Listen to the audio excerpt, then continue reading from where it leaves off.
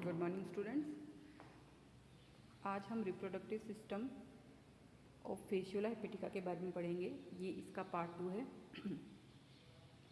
जैसा कि previous lecture में इसके पार्ट फर्स्ट में हमने फेशियोला हेपेटिका का जो रिप्रोडक्टिव सिस्टम होता है उसके बारे में जनरल आइडिया के बारे में पढ़ा था। मेल और फीमेल रिप्रोडक्टिव सिस्टम में क्या क्या संरचनाएं होती है उसके बारे में पढ़ा था।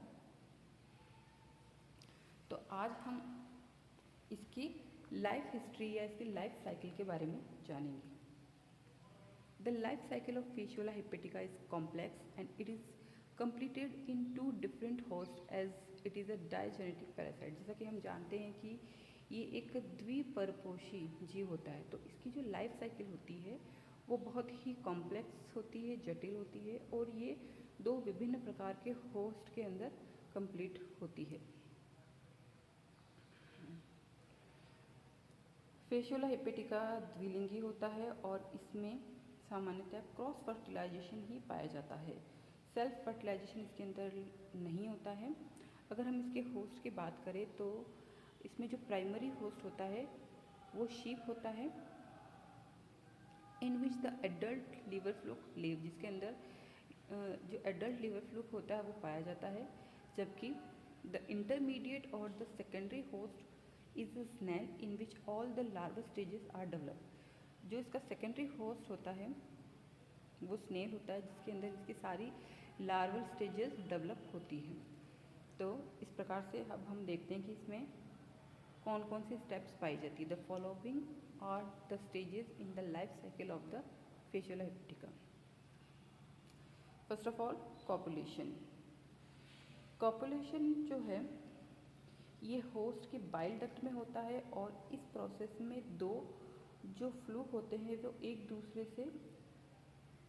के पास में आकर ये एक दूसरे से संलग्न हो जाते हैं। फिर इसमें जो कॉपुलेटरी ऑर्गन जो सीरस है वो दूसरे सदस्य की लॉरल कैनाल में प्रवेश करके और अपने वो स्पर्म को ओविडक्ट में पहुंचा देता है, और प्रोस्टेट ग्लैंड्स और जो मैलिस ग्लैंड्स है उनसे जो फ्लूइड सीक्रेट होता है वो इन शुक्राणुओं को एक्टिव बनाए रखता है, और शुक्राणु और जो ओवम है यानी कि स्पर्म और ओवम के फ्यूज़न से फर्टिलाइजेशन होता है। The secretion of the Mehlis gland and the prostate glands helps in the fertilisation. ये एक तरह से इसकी लाइफ साइकिल के बारे में बताया गया है। इसमें हम देख सकते हैं कि जो एडल्ट फेशियोला है वो भेड़ के यकृत में पाया जाता है, और उसके बाद में जब ये प्रोसेस शुरू होती है तो उसकी जो सारी लार्वल फॉर्म्स है, जैसे कि इसके अंदर दिखाया गया मेरासीडियम, स्पोरोसिस, रेडिया, सर्केरिया, ये सारी जो स्टेजेस है वो उसके सेकेंडरी होस्ट के अंदर पाई जाती है। तो इसके बारे में अभी हम यहाँ पढ़ेंगे।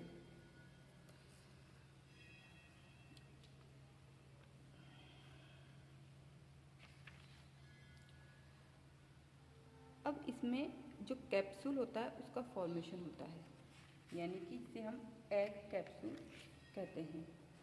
तो निषेचित जो ओवम होता है उसके चारों ओर योक सेल्स चिपकी रहती है, जो कि इन्हें एक तरह का कवच प्रदान करती है। यूट्रस के आरंभिक क्षेत्र में क्विनोन नामक पदार्थ बनता है, और ये स्क्लेरोटिन नामक एक जटिल बनाता है, जिससे क्या होता है कि जो फर्टिलाइज एग है उसके ऊपर एक प्रकार का आवरण बन जाता है, प्रतिरोधी आवरण बन जाता है। तो इस कवच युक्त जो ये अंडाकार संरचना होती है इसको कैप्सूल कहा जाता है। इसमें कैप्सूल पर एक ढक्कन होता है जिसे कि अपरकुलम कहते हैं। Capsule formation.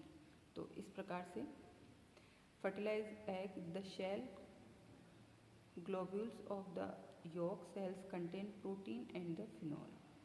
जो शेल होती है इसकी वो उसमें प्रोटीन और फिनॉल पाया जाता है। अब इसकी हम कुछ आरंभिक अवस्थाओं को देखते हैं।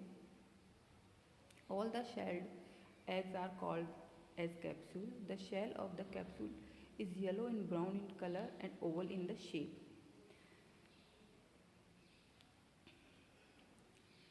About 200 flukes are present in one sheep, and each of these flukes produce around 5 lakh egg, and a single infected sheep may disperse 100 million fertile eggs. तो इस प्रकार से इसमें जो इसकी कैपेसिटी होती है बहुत ज़्यादा होती है, एग्स जो होते हैं वो बहुत ज़्यादा मात्रा में प्रोड्यूस किए जाते हैं। Such a vast capacity of egg production is necessary as the life of this fluke is complicated and there are very less survival chances, क्योंकि इसके अंदर बहुत सारी लार्वल स्टेजेस होती है तो उनका जो सर्वाइवल का जो चांस है वो बहुत कम होते हैं। इसलिए इन जीव में बहुत ज़रूरी है कि जो एग प्रोडक्शन की कैपेसिटी हो वो बहुत ज़्यादा हो।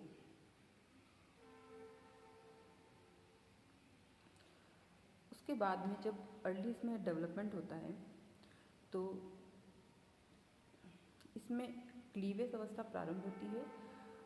इसमें जो जाइगोट का प्रथम विभाजन होता है, इस जाइगोट का प्रथम विभाजन होने से ये दो असमान कोशिकाओं में बढ़ जाता है। बड़ी वाली कोशिका जो होती है वो सोमेटिक सेल्स कहलाती है और जो सेकंड छोटी वाली कोशिका होती है वो प्रोपागेटरी सेल्स कहलाती है।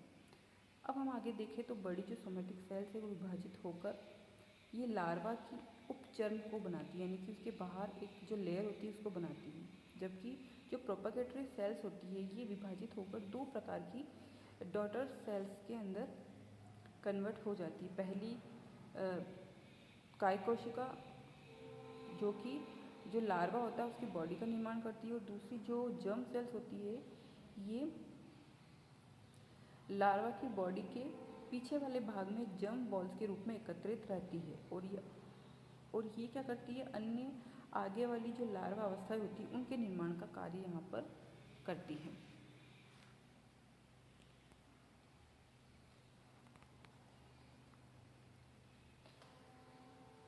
अब उसकी बॉडी में परपोषी की जो बॉडी होती है उसके भीतर क्या होता है कि इन कैप्सूल का आगे परिवर्तन नहीं हो सकता है, इसलिए जो कैप्सूल है अब फ्लूक के जो गोनोपोर है उससे बाहर निकल के ये परपोषी की बाइल डक्ट्स में आ जाते हैं, और अब ये आंत्र में जो बाइल जूस होता है उसके साथ में पहुंच जाते हैं। कैप्सूल में बिना किसी हानि के परपोषी के मल के साथ यानी कि अन्न में बाहर के वातावरण में निकल जाते हैं, और वहाँ पर अब ये नम और खुले स्थानों पर पड़े रहते हैं। फिर इसमें जो डेवलपमेंट की प्रोसेस है वो वापस प्रारंभ होती है। वो कैसे होती है, नम स्थान में, यानी कि जहाँ का पीएच भी लगभग 6.5 के करीब हो और टेम्परेचर भी 22 या 25 डिग्री सेंटीग्रेड होता है, तो वहाँ पर ये 4 से 15 दिन के अंदर अंदर जब इनको अनुकूल परिस्थितियाँ मिलती है तब ये अपनी प्रथम लार्वा अवस्था यानी कि मीरासीडियम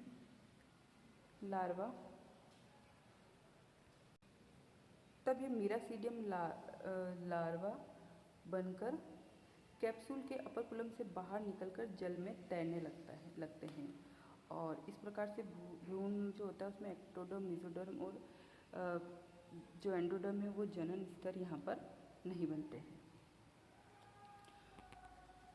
तो यहाँ तक का जो परिवर्तन है इसे हम अर्ली डेवलपमेंट कहते हैं। ये इसके अंदर पाया जाता है जिसमें कि शुरुआती मीरासीडियम लार्वल अवस्था यहाँ पर डेवलप हो जाती है। Thank you.